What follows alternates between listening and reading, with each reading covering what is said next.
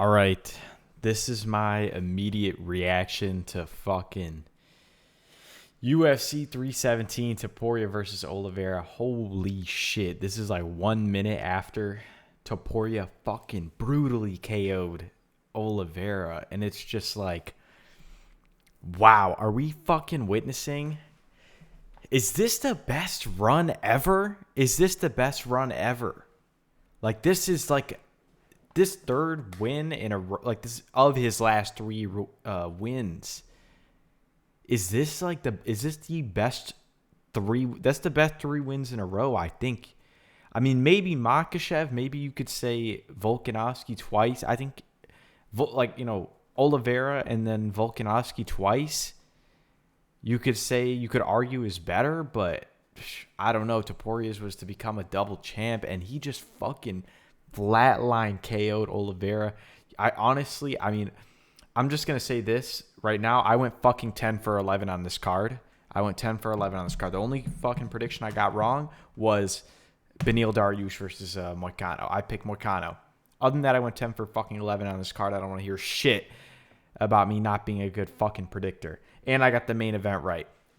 What I did not get right about the main event was I thought this was going to be a more difficult fight. I thought this, could get drawn out into like the third or fourth round before, Topuria finds a KO. But, I mean, from when the fight began, from the first moment, from the first right hand that Topuria threw, I said, fuck. I just knew. I just saw it. Maybe it's because it's been since October since we've seen Topuria fight, but I just saw it. And I was like, oh my gosh, Oliveira's about to get knocked out. And then he landed a couple more times. He cut Oliveira on the eyebrow. The cut was really fucking bad. I was like, holy shit, like this is already not looking good. And he just fucking flatline KO'd Oliveira with a right hook. I mean, and after I made the last video, I saw a clip on fucking Instagram. I guess I didn't realize this. I didn't rewatch all the Oliveira fights. Like in his big fights in his career where he gets, where in his big fights in his career, he's been dropped a lot. All of them have been with a fucking right hook. And I guess something about it. He just can't see it coming. And I guess Topuria knew that, threw that right hook and just fucking crumbled him. So, I mean, this is. It sucks that we're not going to get Topuria versus Makhachev. I mean, holy shit. Do you put Topuria? I mean, I don't think you can put Topuria as pound for pound number one over Makhachev because, I mean, I think Makhachev already did. Like, he did this to Oliveira first, kind of. I mean, he knocked him down with the hook and submitted him. He kind of did it first, and he kind of did that first. He KO'd Volk first. So I don't think you can put Topuria pound for pound number one over Makhachev.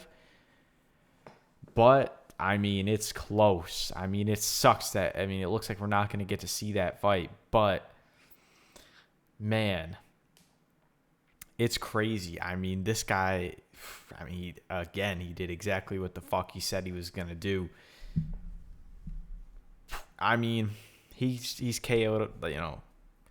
I'm not like a massive like Oliveira fan, but I'm a huge Volk fan, and I felt like throwing up when I saw him KO Volk, and it's just. And I picked him to beat Max, and I picked him to beat Oliveira too, and I picked him to beat Volk. I knew he was about to KO Volk. I mean, I don't think I've ever picked against this guy. I can't prove that. Didn't make YouTube videos prior, but just to see this, it's just crazy. He just fucking does like whatever he says he's gonna do. He just fucking goes out there and does it. It's like, god damn, So it's just fucking insane. I don't even know what to say. He's KO'd all the fan favorites. I mean, who's even next? Patty Pimblett, another I mean, Paddy Pimblett, I mean, he's very popular. I wouldn't call him like a fan favorite because he's kind of got a lot of people that may hate on him. But I previously have said that I think Paddy Pimblett would beat Ilya Topuria, but I'm fucking thinking that now. The way it was so fucking easy. It was so easy against Oliveira, man. I think, is he going to fucking do that to Paddy Pimblett? Paddy Pimblett's got a good chin. I mean, but this guy fucking cracked Max Holloway's chin. I don't even think how good your chin is even fucking matters against him. That's the crazy part. It just doesn't matter. So, I don't know. I mean, would this guy KO Makhachev? Maybe. I mean, there's a fucking good chance he just lands one and just fucking crumbles him. I wouldn't have previously picked that, but after seeing this, goddamn. I mean, what he said was right. I mean, he looks, even more powerful at fucking 155. So, I mean, I guess I'm super excited for the Paddy versus Ilya fight. I'm fucking excited for that. I mean, or, Arman Tsarukyan, whatever. I would really prefer. I mean, everyone would fucking prefer to see Paddy versus Topuria since there's already a beef there. I mean, sucks dick for Arman because he, for pulling out 1 day notice, goddamn, is this guy not going to fight for a fucking, another year? That's a bit besides the point of this video. This is supposed to be a recap and reactions for UFC 317. That's kind of all I have to say about Topuria versus Oliveira. Yeah. So I guess I'll move on. Pantoja looks so fucking good as well. Man, this guy, who is going to beat him at flyweight? And also, can we put some fucking respect on the flyweight fights? Okay? Like, there's less respect for the fucking flyweight champion than there is for... I mean, I know Tom Aspinall and fucking Magomed Ankalaev are good, but they should be considered in the same fucking rank in the pound for pound list and respect list as fucking Pantoja, because honestly, the fucking flyweight division is way more skilled than those divisions, than light heavyweight and heavyweight. So I feel like we got to put a little more respect on him. He fucking chokes out Krykar France, kind of easily. Krykar France didn't even have really any moments during the fights. Pantoja looked better than him on the feet. Probably because of the threat of the takedown, but he looked better than him on the feet. Obviously looked way better on the ground. Got the rear naked choke. There was a lot of... this one went pretty quickly. It ended at... I think fucking Topuria KO'd Oliveira at 12:40. Next fight, fucking Brandon Royval versus Joshua Van. That was a fucking sick fight. That might be... that's like... Off the top of my head, I can't really recall a fight that's better than that. That was fucking crazy. Royval, he just... In the beginning, he was just kind of putting out volume, just trying to... I don't know what the fuck he was doing. He was point fighting against Joshua Van, and kind of wasn't landing, and Van was landing a lot of right hands in the first round. And then in the second round, Royval started fucking pouring it on. All of a sudden, he's landing crazy hard shots, but Van was coming back to him. I think Royval landed 80 significant strikes to Van landed fucking 60 some. Which is crazy to lose. You land 60 significant strikes and you lose a round. That's crazy. That was a fucking banger fight. And then in the third round, it looked like Van had figured him out at the very last minute. It was a hard the first half of the third round was a pretty hard fought battle. It was a fucking war. And then kind of in the last 2 minutes of the round, Van had figured him out. He was landing like a side kick to the thigh that was sending that was giving Royval a lot of trouble when he was trying to come in. And then he fucking cracks him and knocks him down. Van cracks Royval, knocks him down at the very last second, nearly finishes him. And but it secures the win. And it's crazy. This guy's only been training for 5 years. And on top of that, like in March, I made a video about UFC 313. This was in March. And I believe, I think I fucking picked against this guy. I picked fucking Ray Soroya. I mean, looking back on it, that's fucking stupid. But I picked, holy shit. We're getting an update here on this UFC fucking website here. But yeah, basically, I mean, if this screen is what you're interested in looking at, Van pretty much, I mean, it's crazy how he went from unranked in March. I think he was unranked. He fought Ray Soroya in March. Fights number 12 ranked Bruno Silva, and then fucking 3 weeks later, June 7th, he fought Bruno Silva. It's June 28th. He fights a fucking number one contender, unranked to number one contender in like 3 months. That's fucking insane. Can I get a better thing going on up here, man? Can we get something better? Yeah. So pretty insane. Van, huge, like super quick rise.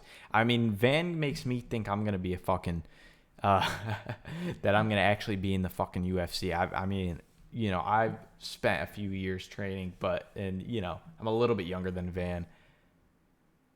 But obviously, no, I don't think I'm gonna be that good. I don't think I'm gonna be in the UFC. But inspiring as fuck. Next, we got Beneil Dariush, my uncle. He's actually my uncle. We're related.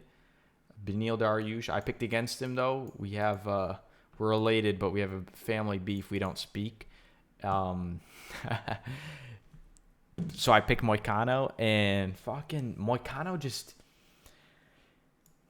you know, you almost, in his previous fights on like the win streak he went on, you kind of forget that, like, he's slow. He's a bit slow, and he's not very explosive. He's just not very explosive. He's good. He's strong. He's just not explosive.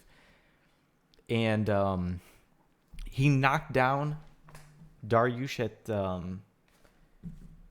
in the first round. At the end of the first round, he was losing that round in the striking, though.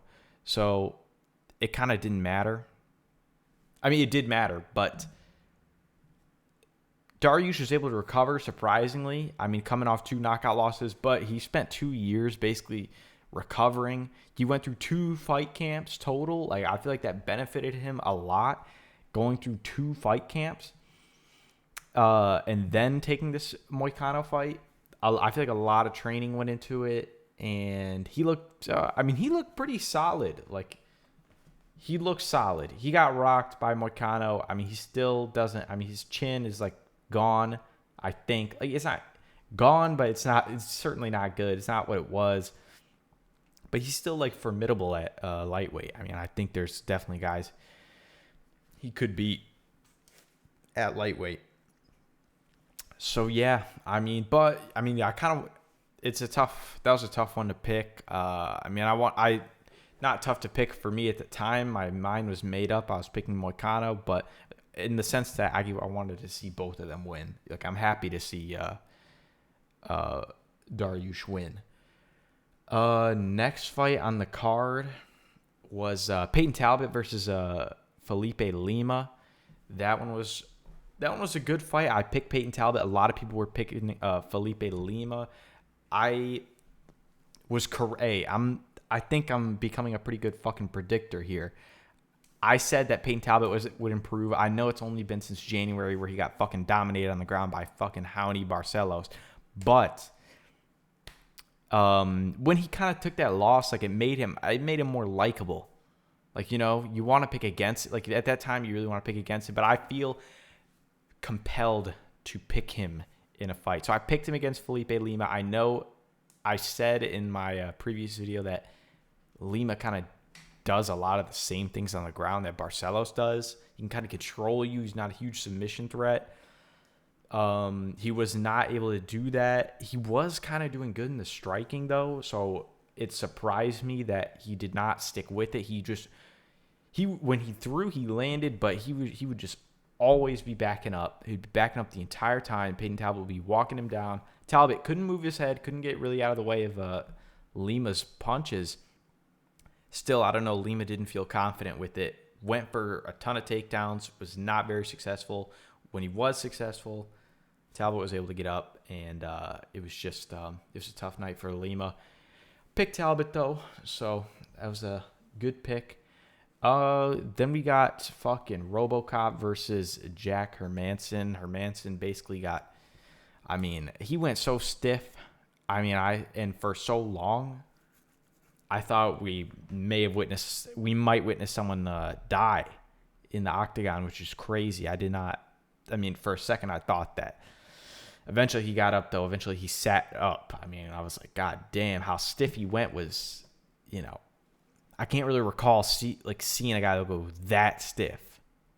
Maybe Justin Gaethje went that stiff when Holloway knocked him out. But yeah, that was a good one. You got Jose Delgado versus Hyder Emil. Pick Jose Delgado. He KOs Hyder Emil in, I think, like 26 seconds with a knee. That one was really good. That was a good fight. I thought it would be a banger fight. I thought it would be more, a little more competitive, but hey, still got the pick correct. So I don't want to hear any shit in the comments. I got a lot of these fucking picks correct. But I already know I'm going to get some dumbass shit talking about, oh, you said fucking it would be a harder fight for Topuria. Yes, I did. I said it would be a harder fight. I said it would be a more difficult fight. I did not think the power, I thought a bigger lightweight would be more difficult for him to knock out. It's not. He fucked them up. What do you want me to say? The other fights on the prelims, you got your fucking Tracy Cortez. She won. Janata Deniz. There's only 11 fucking fights on this card. Jacoby Smith, questionable cardio. He won, though.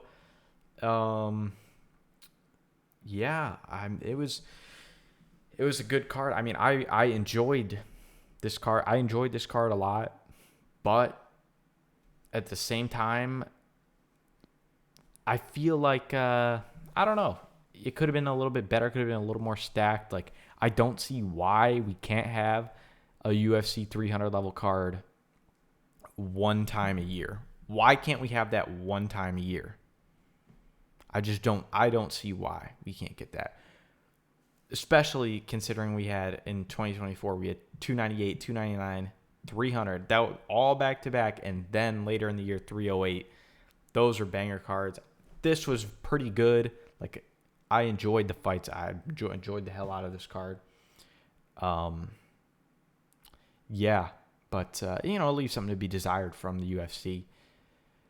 But anyway, that's really all I have to say about this card. So, yeah, I would rate this a 8 out of 10. I would give it an 8 out of 10. A 10 out of 10, we got to reserve that for, UFC 300. That's the 10 out of 10 card. That's your outlier. And your UFC 298 and 299, those are 9s. This is an 8. This is pretty good. It's pretty good. I would say this is, I think it's been rare. It's rare when one of these cards is legitimately worth $80. I would say this is worth to me $50 or $60. I would pay for this, you know? I feel like it was 50 or 60 worth of entertainment. I think like for example, a UFC 300 card is worth like 80 it is worth 80 in entertainment. But, I mean, I feel like if all the cards were like 20 or 30 bucks, I feel like they would make a lot more sales. But that's a topic for another time. Anyway, that's all I have to say. Good night.